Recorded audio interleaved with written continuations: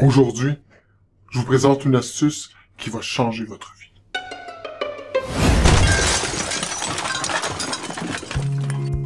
Bonjour, je m'appelle Daniel Plante et je suis conseiller technopédagogique au Cégep Marie-Victorin.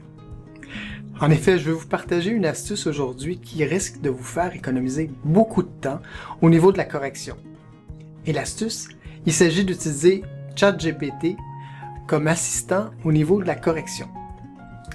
On a vu qu'à l'atelier ChatGPT récemment, que ça peut être, l'intelligence artificielle, ça peut être à la fois terrifiant, mais aussi fascinant.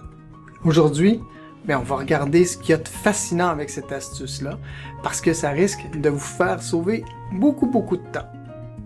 On regarde comment j'ai fait avec un travail que je faisais faire à mes étudiants.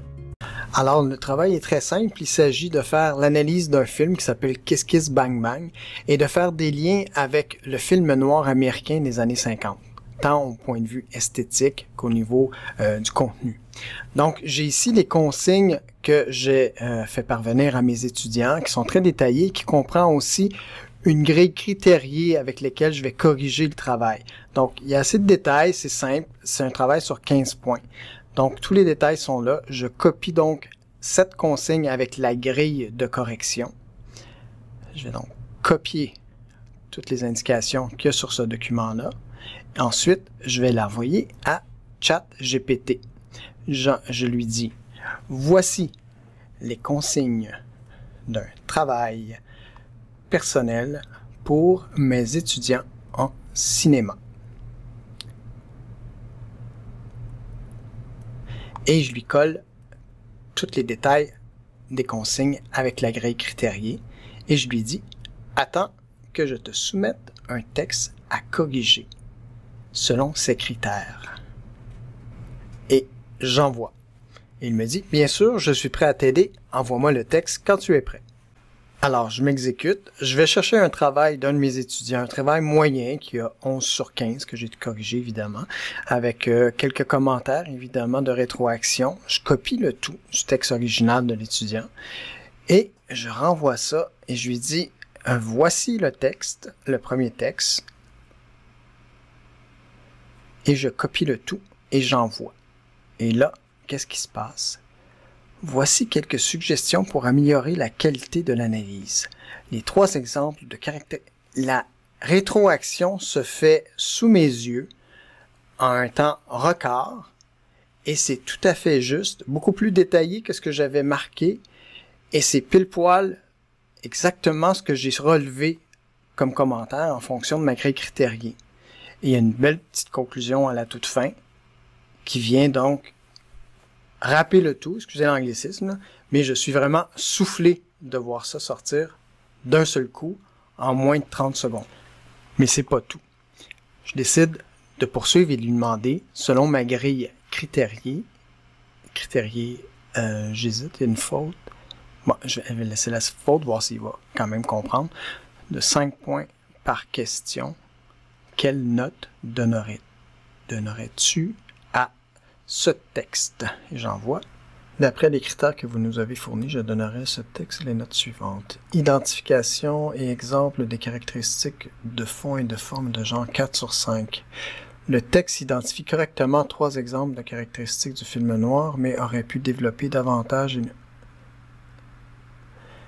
Je suis éberlué parce que il a vu tout à fait juste en fonction de ce que j'avais corrigé dans le texte original. Il me donne exactement les mêmes points pour chacune des 3 questions. Ensuite, je lui demande, selon le code linguistique, corrige ce texte en enlevant un demi-point par faute de français et soulève toutes les fautes et leur correction dans un tableau détaillé par catégorie de fautes. J'envoie. Voici le texte corrigé avec les fautes corrigées et listé par catégorie de fautes. Là, je me rends compte qu'il est en train de corriger le texte, pas ça que je veux juste qu'il soulève. Donc, ne corrige pas le texte, mais soulève seulement les fautes dans un un tableau détaillé à colonne et il s'excuse, il dit « Désolé pour la confusion, voici le tableau demandé » et par catégorie, il va sortir chacune des fautes et leur correction. Et là, je remarque qu'il est beaucoup plus zélé que moi dans la correction du français. Il relève beaucoup plus de fautes que moi j'ai fait.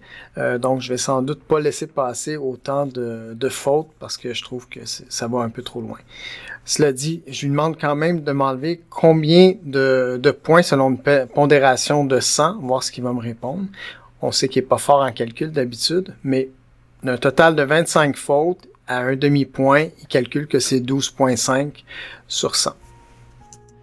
Ce que j'observe avec mon expérience, c'est qu'avec des consignes claires données aux étudiants et une grille critériée précise avec des points, on peut se servir de ChatGPT comme assistant numérique pour nous aider à faire de la correction. Mais il faut toujours vérifier derrière lui. Alors j'espère que l'astuce vous a plu. J'espère qu'elle peut fonctionner aussi pour vous. Je vous invite à la tester et à vérifier si ça fonctionne.